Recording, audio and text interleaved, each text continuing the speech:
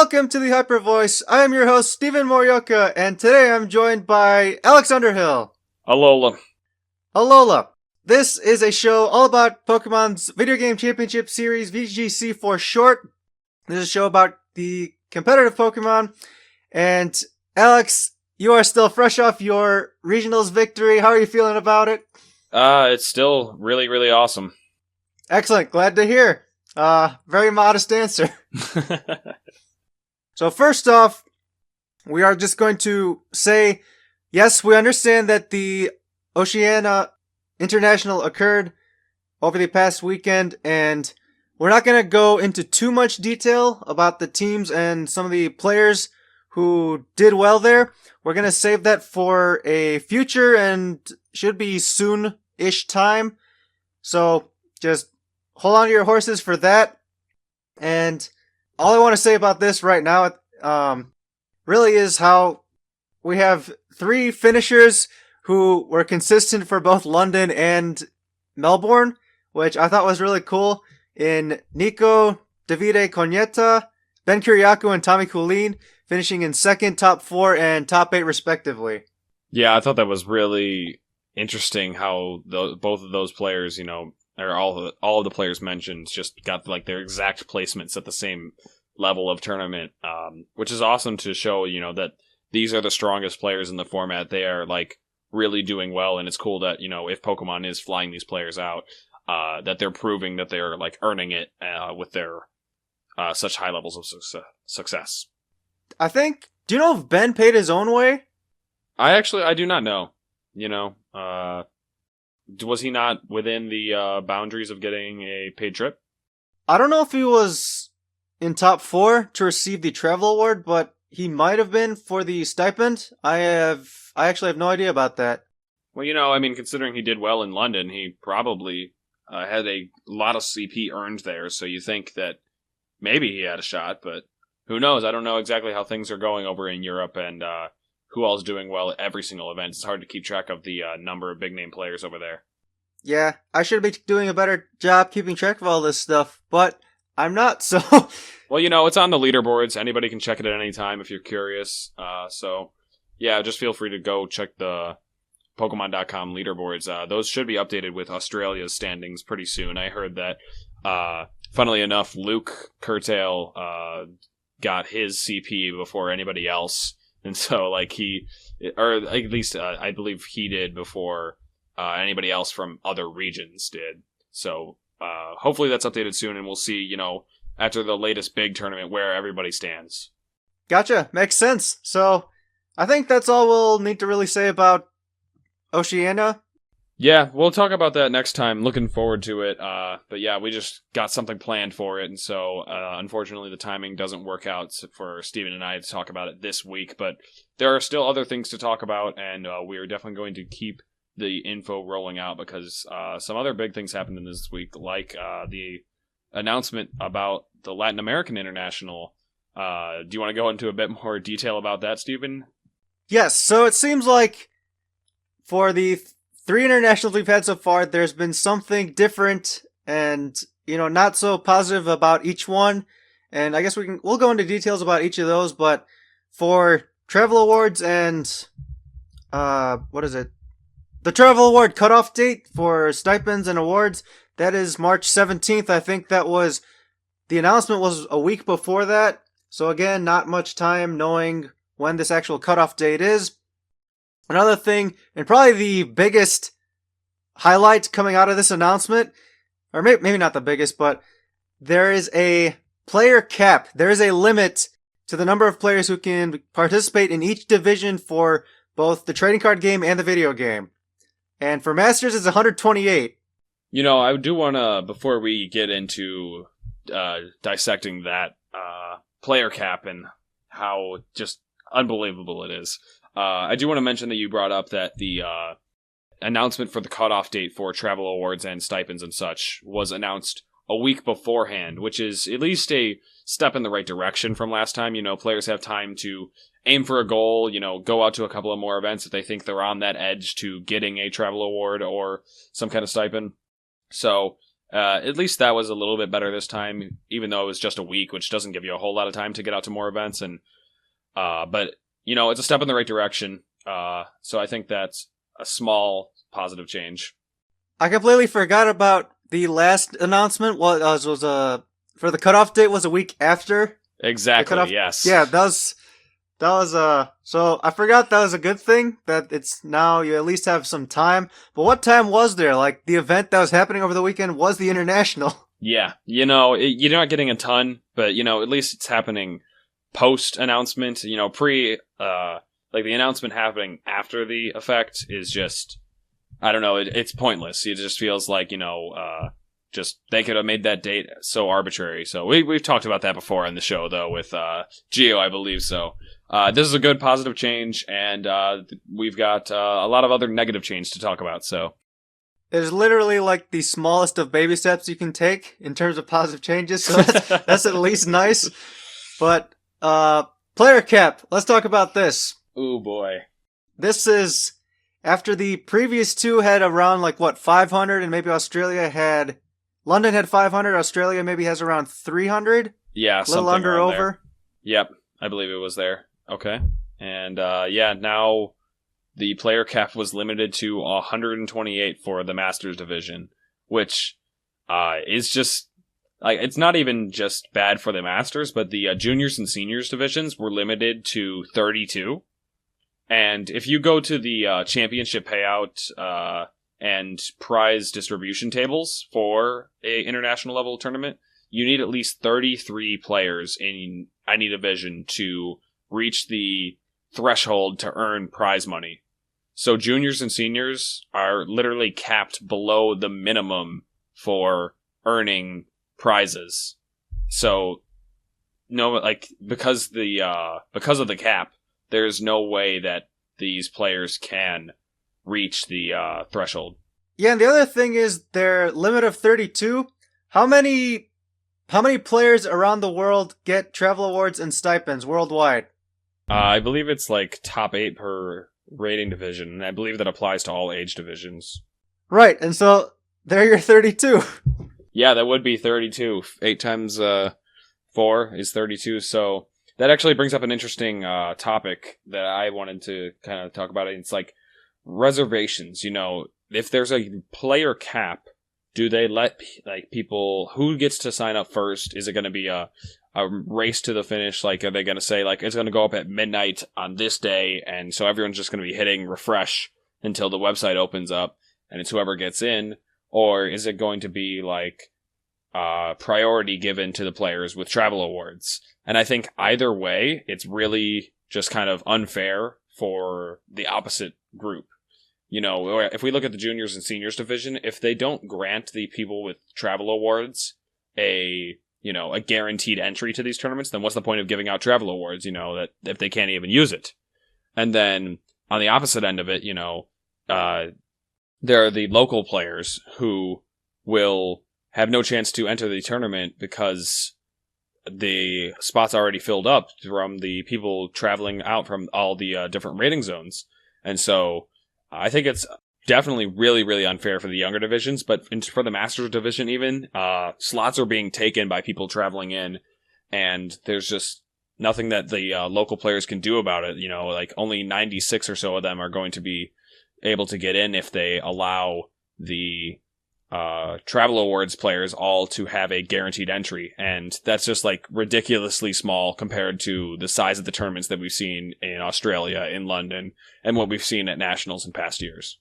Even if they do allow all the people, even if everyone who gets a stipend/award does, say reserve their spot, and some people might not even attend, even then that's not enough room for the player base in South America, which I imagine they have enough to at least overflow the 128 number. So that's a very big concern for that region specifically, and just for the circuit in general. Yeah, you and I both just said, it's just very unfair to the local players, because they could definitely reach that cap and go beyond it, and to limit an event of this caliber, of this size, international, these tournaments that are trying to make sound prestigious and awesome, not allowing anyone to attend it is just really, really lame. So obviously this has to do with venue size. However, the Masters for the trading card game, they get over 600 people. I think it's like 620, 630. Yeah, I know, and that I think I saw it was something around there, and it makes me wonder, like, are the trading card games like 6 times as valuable to them, or what ended up helping them decide that split? The honest answer there is probably yes. Is that they do value them more? They value them more, but do they value them 6 times more? That's what I want to know. Oh, I don't know the math, but obviously. Obviously, the cards are prioritized just like they are everywhere else, which isn't a surprise there, but no. Having that low of a limit is pretty bad. And the other thing is, the senior limit for the trading card game is the same as the video game masters for their limit. And what this tells me is that they don't care about us, just like they don't care about the senior division for the trading card game. Yeah, we're really getting, like, I don't know, it's just like not really a great fair treatment, there's just always some kind of surprise that we've seen with all these internationals, and I really can't wait to see what kind of surprise twist we get for our international here over in the US. Don't make me guess. I don't want to have nightmares. Some people are saying that nightmare is already just having it back in Indianapolis. I don't think that's too bad. Maybe for the international people who would be coming out, that could be an issue, going to like pretty much nowhere. But I don't see it as being that big of an issue. So why don't we first just say we have a positive here for the Latin American International in Sao Paulo. There is an official stream, so that's nice. Something Australia did not get. Yeah, the official stream is definitely another good positive change, amongst the much larger negative change. But, at least we'll get to see this event happening. I wonder if they have room for all that stream equipment and commentary team, considering they can only, fit so many players. We'll have to see how well the stream is run. I'm imagining it's going to be like up to their standard quality, considering it's officially run. We're expecting the American team to be flown out. That way they don't have to go through the process of figuring out a whole new commentary team for the streams over there. And America is closest to Brazil in terms of the official teams that they have set up for commentary. So expect to see them there. I was just thinking about this. The theme for the international seems to be cheap, so they can stream, but why bother even having commentators at all? Yeah, that's true. I mean, they won't even have room for all this setup. They might just, throw people on the stream and just leave it at that. Honestly, that is better than nothing, like Australia. But, so, again, that was one of the issues there in Australia, was not having an official stream to showcase some of their local player base, which I'm sure they were disappointed by. Another issue was the tournament structure, so to speak, was a little bit different than it was from London. This likely has to do with attendance. So they did not cut all X2s. They also had some X and 3s go in. So this probably had to do with just attendance size, because all their X and 2s did not at least reach 32 players. Yeah. So it's definitely going to be a different tournament structure, and it would make sense, considering the size difference. Yeah, or on the other hand, London did have more than 32 X2s, all of them advanced to the second day.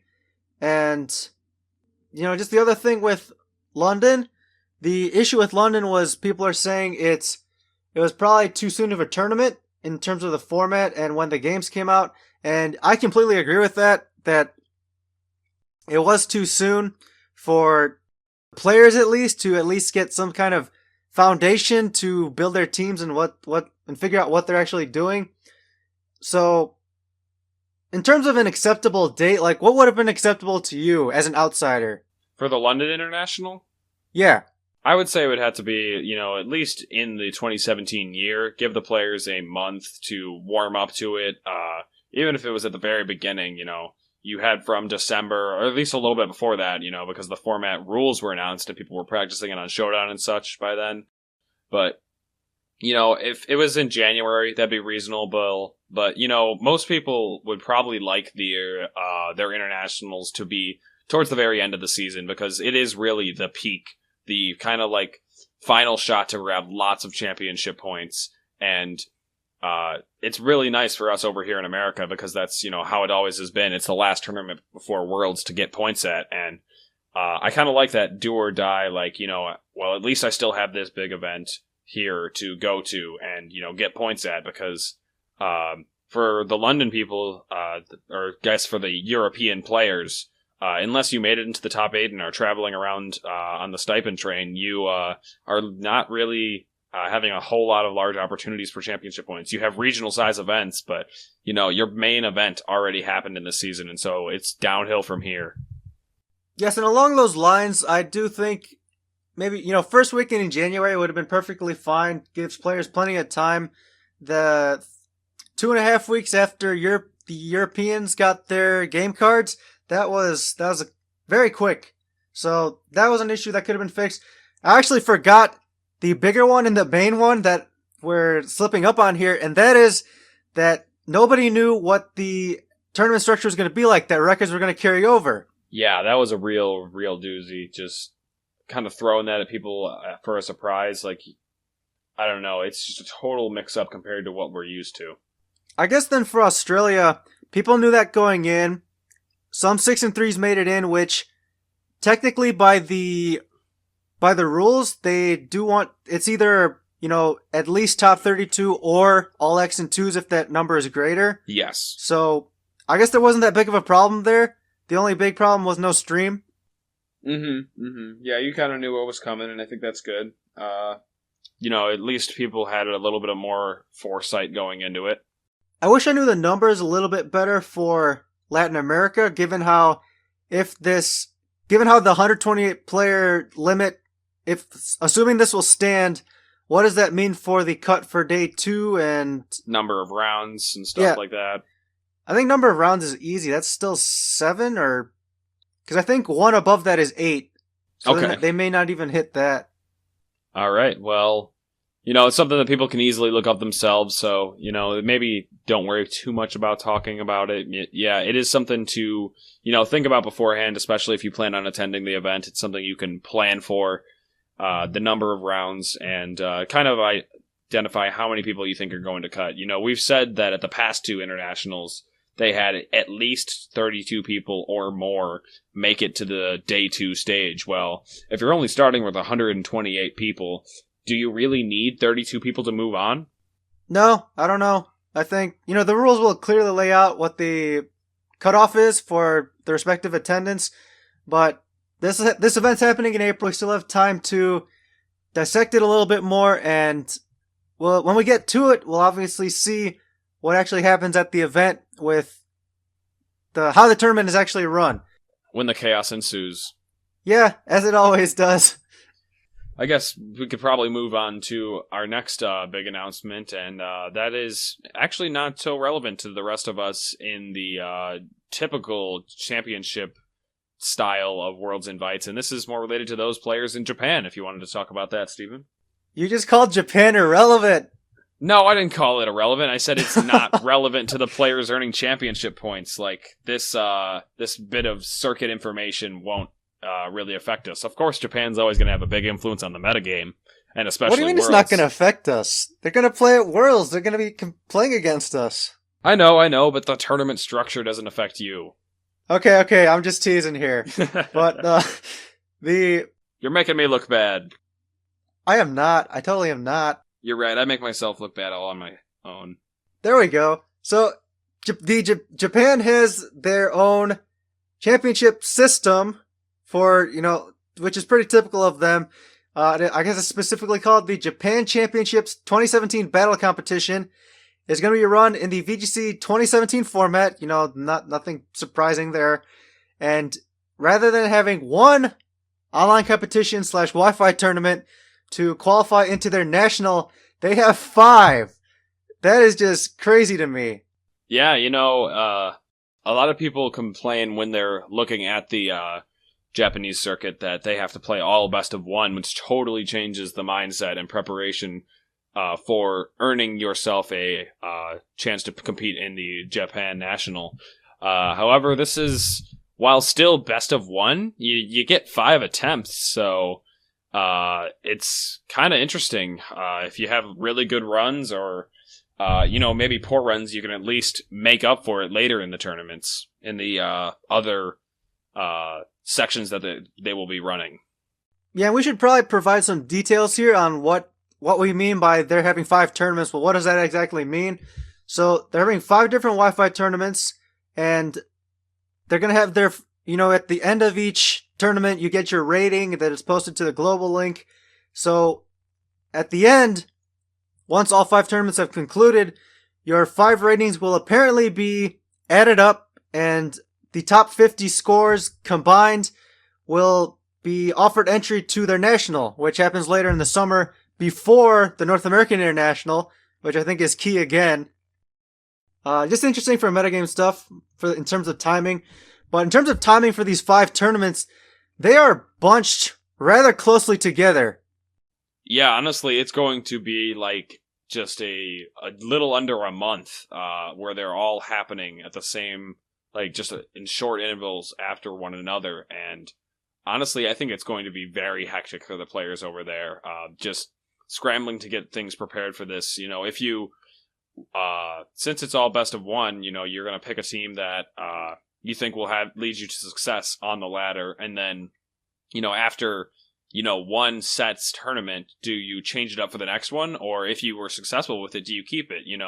If you're, competing to make it to the Japan National and you are at the top, you're going to be facing the other top players frequently. And you're going to start to learn what the other people are doing, what their teams are, what their kind of strategies and play styles are. And so it really just is, something that we've never experienced over here in the US. How do you prepare for a tournament like this? Exactly. And the layoff between the days, so minimum I think is 2 days. If you just look closely at the dates, there's a 2-day break between tournament, one tournament and another. And I think the maximum between some of the others as well is 4. So not much time to change things if you need to change things for some of those players who don't find success in some of these. And like you were saying, some people who do, they might get matched up with each other in different tournaments, and it's kind of like playing a pseudo best of 3 if assuming their teams stay the same. Yeah, that'll be great for when you end up rematching those people that you expect to see at the top, or wherever you end up playing them again, is that it kind of simulates that best of 3 knowledge where if they pulled off some crazy tricks against you once, you'll be more prepared for it the second time around. But I expect to see all kinds of cool strategies happening this over the course of these tournaments. We always see Japan bust out lots of fun and innovative techs, and so really looking forward to it. I can't imagine what's going to be happening for it because it's just so much Pokemon at once over the course of a couple of weekends or weeks, and it's going to be hectic. I can't wait to see things like, will we get to see usage statistics, and I don't know. I'm really excited. So I want us all to imagine right now that we are players living in Japan, playing under Japan's circuit, and thinking, and we've been playing VGC for a while, let's also assume that, and we know that most of their competitions recently that feed into their national have just been one online tournament, and those top X scores, whatever they happen to be, will get into their national, which feeds into Worlds. So, as Japanese players now, we're playing a little make-believe here. Hearing that we have 5 tournaments, that sounds great. Like, I'm very happy about this. Like, they're making improvements to it. So, what is kind of fascinating though is that you kind of have to play in all 5 of them to have a shot at getting to nationals. Yeah, honestly, it's obviously sounds like a good overall change, but there are definitely some cons. Like, playing so much Pokemon is going to be absolutely exhausting. You're going to have to come up with a bunch of different strategies and teams if you want to avoid, people preparing for your stuff, getting counter-teamed and such. However, you also need to make sure that every single team that you're using is strong enough to get you as many points as possible, because a single bad tournament run could be the end of your chances of making to the National. And it's just so much pressure on, such a long duration of time, but on a lot of best of one Pokemon. And honestly, if I was in Japan, I would be pretty nervous regardless of what the structure was, whether it was a single ladder tournament or 5 ladder tournaments combined. It just means that you're going to have to do well 5 times now. Which is kind of similar to the circuits worldwide now. You want to see consistency, racking up championship points around. You have to reach a certain bar. And in a way, this is kind of not replicating that, but embodying that. It would be cool if they did these 5 tournaments, but with a little bit more time in between them. Like, we're talking about the first one starting April 15th and the last one ending May 8th. So, as I said a couple of times, over the course of a couple of weeks, it would be really cool if this was, announced in January, and then they held one at the end of January, end of February, end of March, April, May, and then that would be to help decide who qualifies for the Japan National. And I think that would have been a lot more of a way that wouldn't drive the players as crazy as I think this one is going to end up, because you are going to be playing so much Pokemon at once, and you would have had a lot more time to prepare for each individual one if the tournaments were a bit more spaced out. But with them being so close together, it's going to be just, like I said many times, hectic. For them, I'm sure they're happy about it. It's an improvement on their usual one tournament.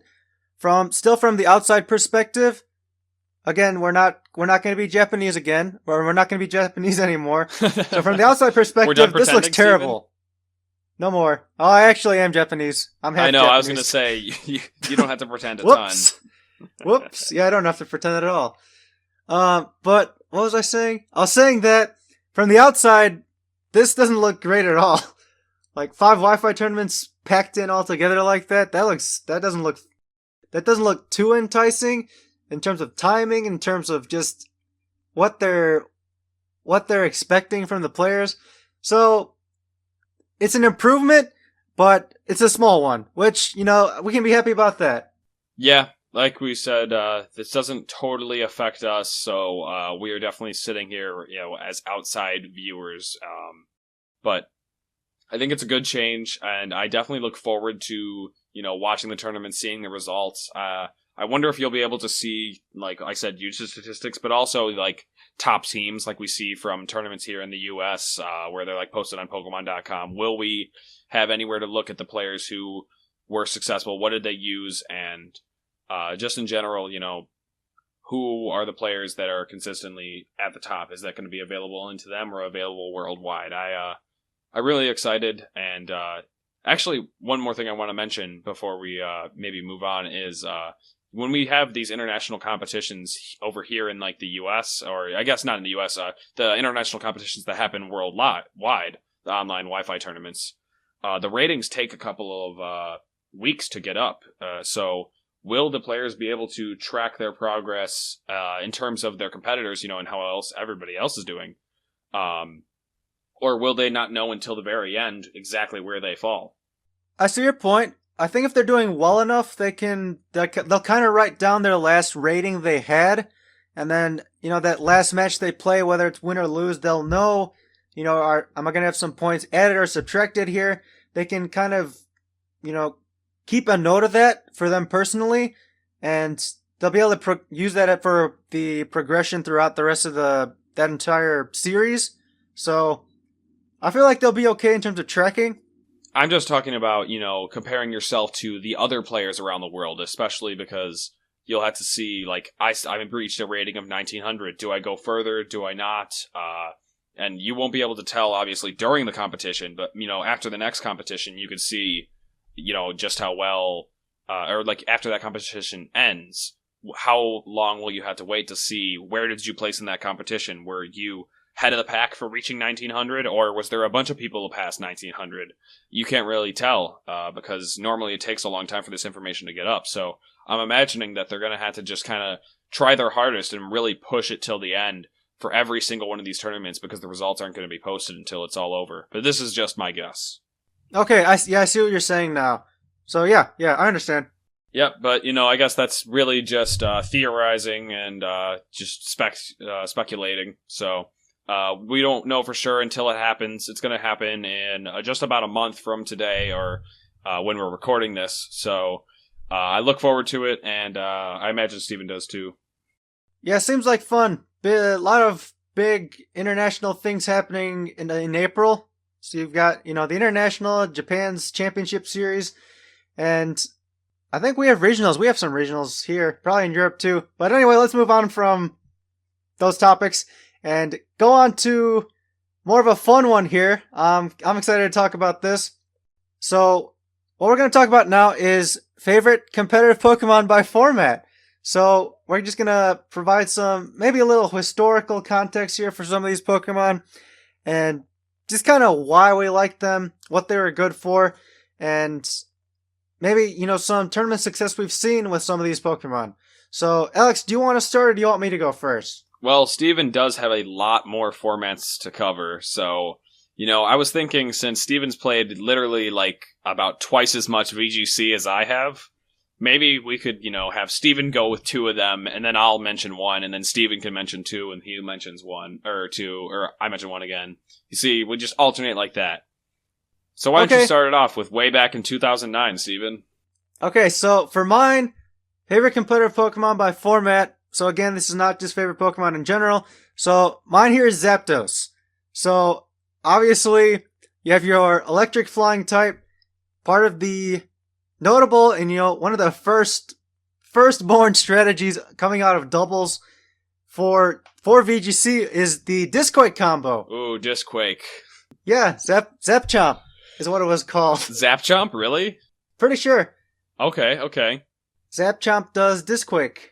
Okay. So yeah, I definitely am familiar with Disquake, and for players that I guess aren't familiar with the legendary Disquake, it's using typically a floating electric type like Zapdos, Rotom Wash, Thundurus, using Discharge next to a ground type Pokemon using Earthquake, because they're both powerful spread moves that don't affect your partner Pokemon, and it just allows you to get off a lot of damage by targeting both of your opponent's slots.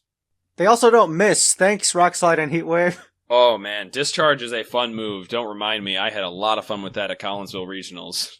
Oh yeah, you know it. Yeah, I also wonder if Disquake was around in 2006 for Journey Across America when they had Groudon and Zapdos. I don't know if anyone actually used that. Did Discharge exist in Gen 3? Ooh, I don't know. I don't think so. Isn't that it was a Gen 4 move? I think you're right. That's what I was thinking. I was like, when you said Disquake, I was like 2009. So yeah, that is Gen 4. And I was, because we aren't going to be talking about any Generation 3 formats, but yeah, Discharge wasn't around in Generation 3, I don't believe, but that's just me doing it from memory. We do have computers in front of us, so we can very easily look this up, but why don't I do that while you continue to talk about maybe Zapdos or your next Pokemon, Steven? Okay, so I think you actually are spot on that it was Gen 4, which is why we didn't see it before, and I think that's really all I need to say about Zapdos. Part of the famous Disquake combo. Great typing, great stats, great base stats all across the board. What tournament did you use it at? I used it at every single tournament I played in 2009. So all the regionals and that national. The funny thing about Zapdos and some other Pokemon for that year specifically is that your Pokemon had to be level 50 exactly, or below if you're going for the below level 50 strategies. Okay. If you go above level 50, you cannot use those Pokemon. That was the reason why Tyranitar was not... That's the reason why Tyranitar was banned, why Dragonite was banned, except for the event one, which came at level 50. So, it was always just funny EV training Zapdos, because there was times when I got it above 50, and I had to restart my game. Yeah, that makes sense. That's exactly what I was thinking. That would be the solution. That's messy. I had to make sure I keep the experience below, so it remained at level 50. So a little caveat there for that. Not much else to say about Zapdos there. Can confirm that Discharge was introduced in Generation 4, though. Oh, see, you're so good. You remember that. All right. So moving on, Steven, to the 2010 format. 2010, that is the second/first year we had restricted Pokemon, if you don't count 2006. So 2010, you allowed the restricted Pokemon. Kyogre, Groudon, stuff we're familiar with from 2016. Rayquaza, Palkia, Dialga. Exactly. So at this point, we're only into Generation 4. My pick is actually Abomasnow here. And the reason is, in terms of weather setters, you had Kyogre, Groudon, obviously. And then you have Abomasnow and Hippowdon. And Tyranitar, I guess. So those are your weather setters for the format. Hippowdon was actually seen in a few tournaments. So it's not like it wasn't there. It wasn't the greatest, but it was there. For Abomasnow specifically, you're able to use it with other Pokemon. A lot of those Pokemon could use Blizzard, like Mewtwo, Palkia, that kind of thing. You could use it Scarfed. You could use it defensively. It was part of Huiha's famous Parasect team, which is really cool. If you have the time, I think you should try and look it up because it's one of the greatest teams in VGC history. But Abomasnow specifically, you're able to change the weather for it. It was part of the top Ogre team that came out right off the bat in the first regional in America. Came in the back with the Palkia. So Palkia knew Blizzard. The Choice Scarf Kyogre could also Blizzard if they wanted to send in the Abomasnow. So I also used it in that format. I had a lot of fun with it. I thought it was great. Great Pokemon. Yeah, that actually does sound like a lot of fun using Blizzard just so much. And I think I remember Kamal telling me, because he started around that time, just how prevalent Blizzard was as a move in 2010 and how not so fun it was when you got frozen. Freezes are never good. Unless they're on your side. Unless you get them against your opponent. And then you take those. So I didn't start playing VGC until 2014, and I wasn't the most competitive in that year. I did have a very fun team that I brought to 2014 Nationals, which was my first tournament ever, and that featured the combination of Florges and Chestnut. And later in the format, I ended up trying Florges with the little bit more relevant Ludicolo, but Florges was just a very fun Pokemon for me in that format. It was really good against things like Garchomp and Hydreigon, as well as just being a very strong special defensive tank. And I just loved the ability to protect grass types. A lot of people just forgot what its ability did for it, and that was a really cool part of it. People expected to be able to intimidate Chestnut when it was next to it, but Intimidate, thanks to Florges' Flower Veil, Intimidate didn't work on it, and it also was like a free, like a Lumberry, you couldn't put it to sleep when it was next to Florges, so that was also really fun when Rotom Wash would try to burn my Chestnut, and then it would just ignore it and go for a Wood Hammer and drop the Rotom Wash, and that was a really fun combo. So it was mostly the duo, but Florges was the kind of the MVP of it, and just really fun. I really liked that team, and I think that was towards the end of 2014. I finally started to almost make top cut at Premier Challenges with Florges, but still miss. But I think that's about it for my 2014 memories. It was a format that a lot of people have gripes about because it was a limited dex format, but I still enjoyed it a lot. Hello. As it was my first year. You don't enjoy it? Regional dex formats, they stink. I know. I'm not a fan. Let's bounce back to 2011 and hear what Steven has to say about that year. Hold on, I have a question about Florges though. Did you bring that to US Nationals? I did. I brought Florges to US Nationals. It was Florges, Chestnut, Salamence, Manectric, Talonflame, and one other that I might be forgetting, yeah. Was Manectric your Mega? Yes, it was. Okay, cool. Yeah, and I guess one thing I wanted to mention before that, before we leave Florges, was I was actually one of the people using Florges on Showdown because nobody was using Florges, and they actually didn't have the Flower Veil ability correctly working on Showdown, so I was one of the people to kind of voice that, hey, like, this doesn't work, like, it doesn't prevent my Chestnut from being put to sleep by Dark Void, which it actually does when you saw Smeargle in that format. So I was one of the people that was like, hey, this is not how it's supposed to be, and they ended up fixing it, so I was happy that, I was somewhat relevant to the people playing 2014 if you were using Florges. That is pretty cool. They must have been really annoyed by this kid who wants them to fix Florges on the ladder. I know, exactly, because, like, it's really not that relevant of a Pokemon. So now I think we can move back to 2011. Okay, so this is a perfect segue from a regional dex to another regional dex. 2011 was the Unova dex only, which literally is only Generation 5 Pokemon, excluding, the mythical and restricted ones. I thought that was cool playing through the game, because, like, it was all brand new Pokemon and they introduced a lot of new ones. I was happy with that because since Black and White, they actually haven't been introducing as many Pokemon per generation. But in terms of the 2011 format, I didn't play it at all, and I hear a lot of gripes about it. So I'd like to hear what Steven has to say about it and what's his favorite Pokemon from it. So again, regional decks, very limited. In terms of the viable Pokemon from this, there is probably a group of 20. That number might even be a little high for that format. So you saw a lot of repetitive things, and in my opinion, at least, from that format, in my opinion, at least, the fighting type was the best type for that format, in that format. So on my regionals and nationals team specifically, I had both a Mienshao and a Conkeldurr. So those were two of the big fighting ones. The other two are Scrafty and Terrakion, not surprisingly. This again is before Scrafty had Intimidate. So your ability, what you're really going for is Moxie. So, again, fighting types, my favorite from that format is actually Conkeldurr. It was on the team I used. I loved having the Flame Orb, having a huge amount of power coming out of it. And just priority Mach Punch was really cool. This generation was supposed to mirror the Kanto Pokemon. So this was like the Machamp for this generation. I thought that was awesome.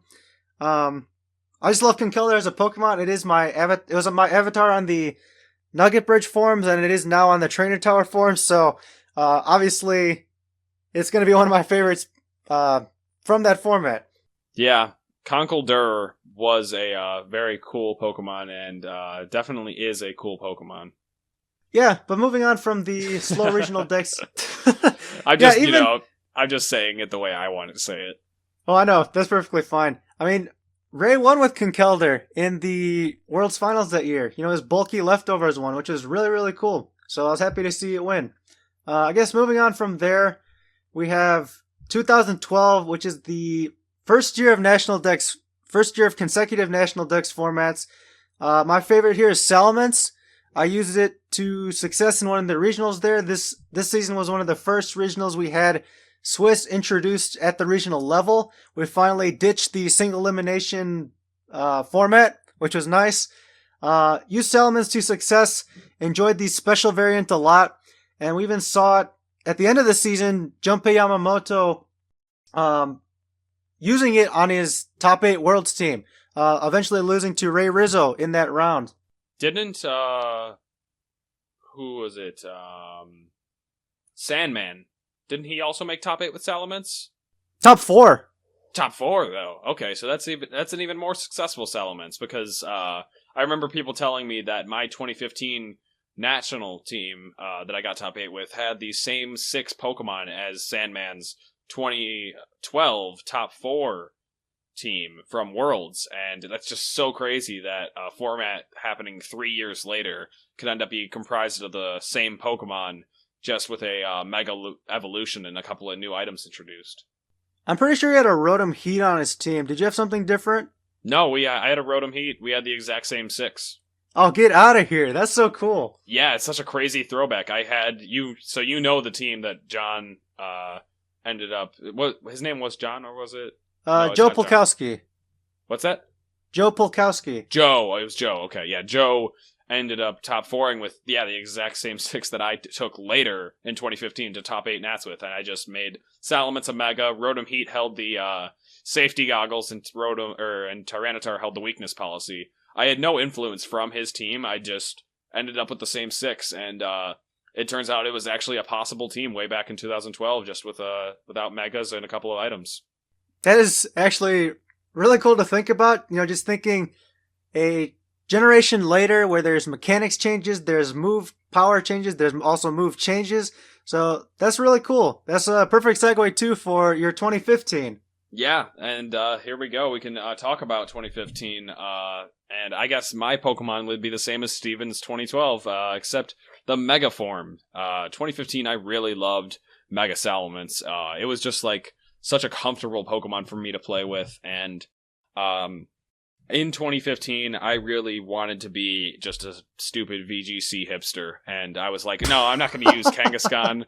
Like, I'm just gonna, even though Salamence was definitely like up there in the top 4. I don't know. I don't want to say top 2 because people will argue with me, but it was definitely one of like the top 4 megas in that format, and it was just a very comfortable one for me. And I used it on so many different teams, and I until the Nationals, I actually never managed to cut anything, but post Worlds, I ended up, having a lot of success with it as well on different teams, like my infamous round team. I don't know if I ever played you with that, Steven, where I had Salamence and Sylveon, and I would use their Pixelate and Aerialate round to just use very strong sound moves that would go before anybody else because of Salamance's speed. Do you remember that team or no? Yes, everyone. Alex did beat me with it. Oh, no, I did beat you with it. I beat a lot of people with it, so you don't have to feel bad. It was a strong team post-Worlds.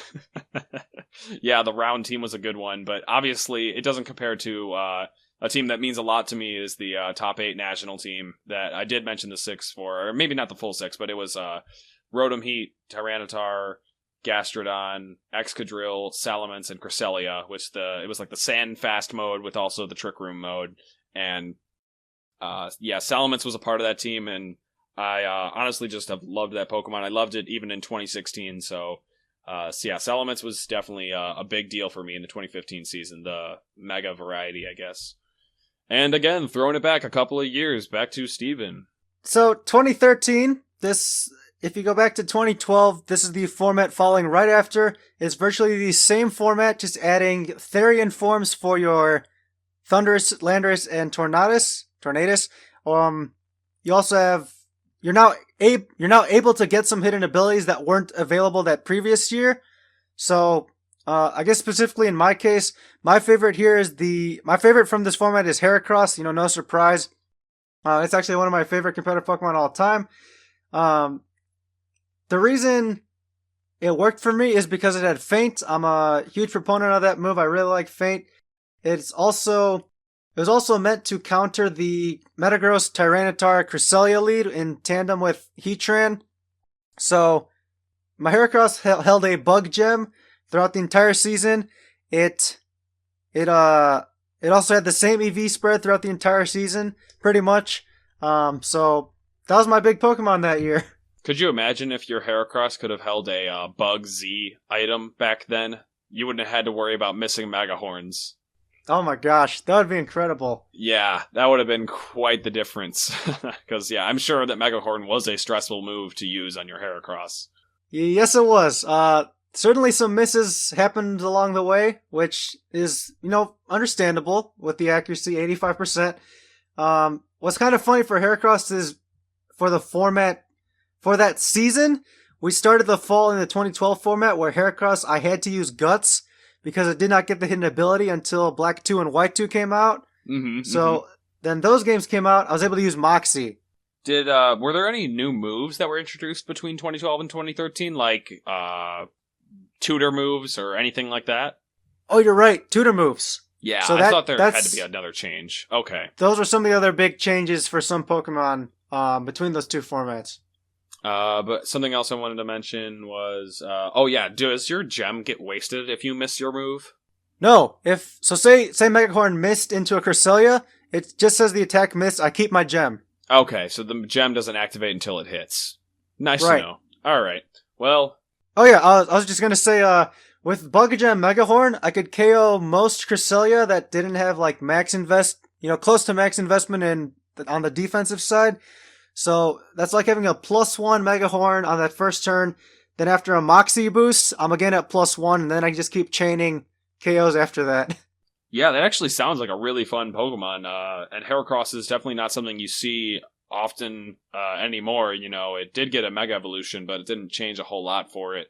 And it's actually not even legal in this format, so definitely a Pokemon that I would like to see used in competitive, and maybe we will get another chance in the future. But in terms of other formats that Heracross was legal, it was legal in 2016, but we did not see it, unfortunately, because there was a lot of factors that made Heracross not very viable, even the Mega version. And 2016 was the format that we just had last format, and while I don't think I was the biggest fan of it, I definitely had a lot of fun with the format. There was a lot of interesting strategies that you could try to pull off. I don't know, I'm torn for favorite Pokemon in the format, because I really enjoyed the Infernape I used on the on my Xerneas Kyogre team, but I think I'm going to have to say that my favorite Pokemon from that format is Dialga. Dialga was just like a really cool looking Pokemon, honestly, and I loved having a Trick Room setting Pokemon that could just deal out so much damage. And I actually ended up taking Dialga to Worlds after top cutting Collinsville Regional last year with it on a Dialga Kyogre team. And Dialga was just such a cool Pokemon to use. Like I had already said, it does damage once it sets up the Trick Room, which is something that a lot of Trick Room Pokemon can actually do, because they're normally a lot more passive. And in a doubles format where you want to, take advantage of as much advantage of the Trick Room turns as you can, Dialga really capitalizes on that, dealing so much damage. And on my Worlds team, it was actually done with Dialga and Groudon. And I was really happy with the team that I came up with. I remember I was actually at a Premier Challenge with Steven when I came up with the idea, and I was just like, hey, Steven, what do you think of these 6 Pokemon? Do you think that would work? And that's what I ended up taking to Worlds. And Dialga was just really cool. It was really unique. And Dragon Steel is just a cool typing. Very cool Pokemon overall. Yeah, I think I'll just join you here in the 2016 format. And you're right, how you saw a lot of success with Dialga. No surprise that you were happy with it. I did use it for a while in the season, which I was also happy with its results, so it was pretty cool. I liked what you mentioned. Trick Room setter, very strong very strong attacks after it sets it up. To stay in 2016 here, I have Rayquaza, my favorite Pokemon from that format. I had a lot of success with it. I really should be saying Gengar, the Mega Gengar form, but I just really love Rayquaza's looks a lot better. So it did a incredible job for this format in terms of being able to play against what was it called? Primordial Sea and Desolate Land, right? Yeah. It's been a while. Yep. So yeah, it was nice kind of counteracting those, letting Kyogre / other water types deal with Groudon. So that was nice. And I'll just quickly go through my 2014 and 15 so we can both join in on 2017, which is the current format. 2014, I just have Mega Charizard Y, strong fire type attacks. I'm a fire starter guy, so this obviously was one of my Pokemon. Started with Sun teams early in the season. Kind of wish I stuck with Charizard a little longer, and I didn't, so that was a regret of mine. But Charizard for there. And 2015 was Heatran, a very popular Pokemon throughout that format. I used it at every tournament I think I went to, and ended up winning Worlds. It's part of the famous Chalk teams. Steven, you won Worlds? What? Did you just say you won Worlds? No, I said Heatran won Worlds. I know. It almost sounded like you did, though. You're just like, I used Heatran in every major tournament I went to, ended up winning Worlds, and I was like, oh wow, here we are in the midst of world champion Steven Morioka. We're in some kind of weird multiverse here. All right. Yeah, Heatran. I was very familiar with it. Used it in 2013 along with Heracross on those teams. So loved Heatran, like the typing, like its job, what it does. So All right, and that brings us to the current year, since we've covered all the formats beforehand that Steven played in the One time. second. Can we actually pick a favorite, even though the format is not over? I mean, I could pick a favorite right now. Well, I think I know what yours is. I don't know if you put... I think you might be wrong, though. Actually, you know what? But I'll talk about mine. I'm going to have you guess it first, and then you'll use that time to think about what your favorite is, since you seemed a little bit unsure. Okay, so my guess is Palisand. Palisand. Wow, I did not expect that. I expected you to guess Togedemaru. But I thought so too, but that's the obvious answer. But it's neither Togedemaru or Palisand. It's Porygon Z. Oh, wow, I really? really like Porygon Z. What's that? Oh, no, I said I was surprised. Oh, yeah. Well, it's Porygon Z because just how, like, versatile that Pokemon is. You can do so many things with it. Like, early in the season, I was using a Blizzard one, so it would Z convert into the Ice type and spam Blizzards next to Vanillux. And then later I used the Palisand team, which had Trick Room Porygon Z with the Breakneck Blitz, just to wipe the field from something. Even if it resisted it, it was still doing so much damage. And then in the International Online Wi-Fi tournament, I used an electric one, and that team was alright, and it was still just a lot of fun, that team. I really like all the things you can do with Porygon Z. Obviously, Sajin has showed that you can use it as a Choice Scarf variant, and that's also really successful. And then something that I'm mentioned earlier with my Salamence Sylveon team, but Porygon Z is also actually really good at using Round, just because it has that adaptability boost, which is kind of like using a Aerialate or Pixelate, where Round just does so much damage because of the adaptability. And yeah, Porygon Z, just a lot of different things you can do with it. It's a very hard-hitting Pokemon, and Z conversion is such a really unique thing to this format. Yeah, I gotta say I hate playing against the Porygon Zs, mostly because earlier in the format you always had to figure out what type are they turning into, and just trying to stop the setup was always troublesome. And now some of those Trick Room variants come out, which is also something else to deal with. So you're right in that it's it's a flexible Pokemon. Oh wait, but you mentioned something about Porygon Z that you said it's flexible, and that's not really exactly, but it did trigger something else that I wanted to mention about Porygon Z, is that it has amazing animations. Like, when you see it using its moves, it just, like, spams its arms, flails them everywhere, and honestly, it's just a really funny Pokemon to watch. Like, Togedemaru was also a Pokemon that I obviously had success with this season, and I really liked its animations, because it, like, curls up into a ball, flares out its spikes, but animations are an important part of the game, and finding Pokemon that have fun, cute, funny animations are an important part of doing well. You gotta enjoy the way your team looks and operates to have success, obviously. But anyway, I'm sorry I stole the spotlight from you, Steven. I would really like to hear what your favorite Pokemon in the 2017 format is. Well, actually, thank you for that, because I still needed a little more time to figure it out. But I'm going to go with a boring answer, but it's still one of my favorites to use. Tapu Koko.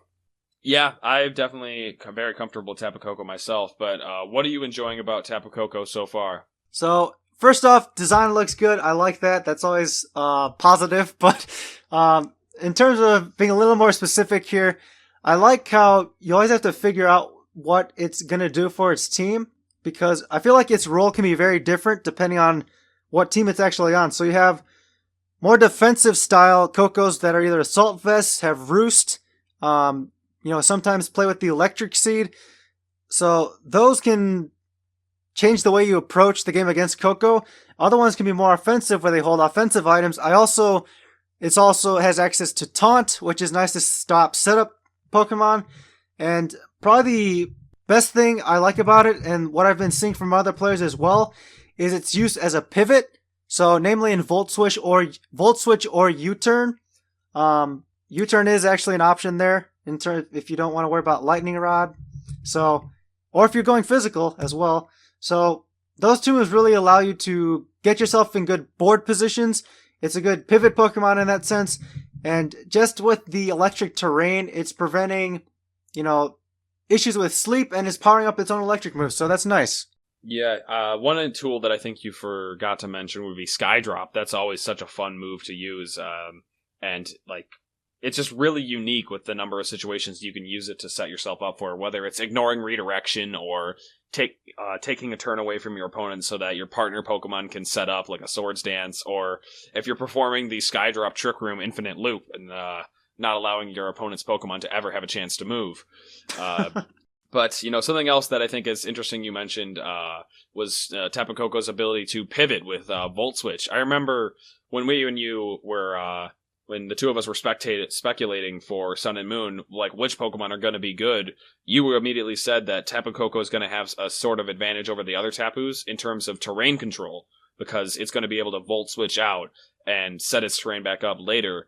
And that's definitely been something that has been very relevant in the VGC format this season, is that Tapu Koko Volt Switching around and having the terrain advantage constantly is what keeps it towards the top. Yeah, I think you're right there. And I did forget about Skydrop, like, completely. So thanks for reminding me. Skydrop's so fun. That's you said the Assault Vest variant, and the Skydrop Koko with Assault Vest is, like, what I've used for most of the season. Obviously, I didn't use Skydrop or Assault Vest in Collinsville, but it was the one that I was most comfortable with. It's very good at setting up Porygon Z to do just very fun and silly things, and Skydrop's just such a unique move. Yes, it is. I wish I had a more fun answer for 2017, but I just really like Tapu Koko. I like its role in this format and what it does. So, just gonna stick with it. I don't think it's that unfun of an answer compared to things that we've said in the past. I said like Salamence Mega, and that's like a very common Pokemon in 2015. You said Heatran. Like these aren't really surprising things. It's just about what did the Pokemon mean to you, and like what were the sets that you enjoyed using with it. Why was that Pokemon like something that you were a fan of for that format? And I think we kind of covered all that for all the formats that we've played. I definitely enjoyed talking about it. There are like a lot of Pokemon that we don't get to play these formats anymore, so you only really get to talk about them. You can play them again, but there's nothing on the line anymore, so it's fun to reminisce a little bit. It is, and there is a reason Salamence has remained one of the mascots of the show, so clearly coming out here subconsciously. Oh yeah, I definitely got to keep Salamence around. As do I. And lastly, Alex, do you have any closing thoughts on anything else we've talked about today before we wrap up?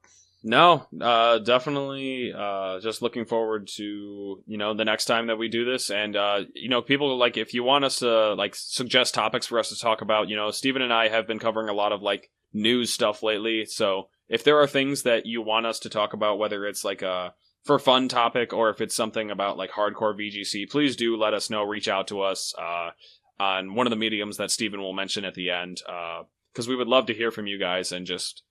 in general, what do you want to hear us talk about? Yes, and how can you people do this? If you'd like to, you guys can tweet at us. We'll get to the Twitters at the end. You can send us an email send an email to the show to vgchypervoice@gmail.com. Send us feedback or your questions or suggested topics. That would be excellent. You can also find the show on iTunes. There, you can leave us a review, download the show from there. And again, just thanks to Alex for joining me on the show yet again. Oh, I'm always here, man. No worries. I got nothing better to do. That's why I'm here. You lie. I know you have something better to do right now, but... Oh, that's true. That is true. Lastly, we have our Twitters, so you guys can go follow us. Tweet at us if you'd like to. Alex, where can people follow you? At Lexicon VGC. And Steven, we can follow you at... I am at Super Morioka. Thank you guys for listening to the Hyper Voice. We hope you enjoyed the show, and stay tuned for more. Peace out.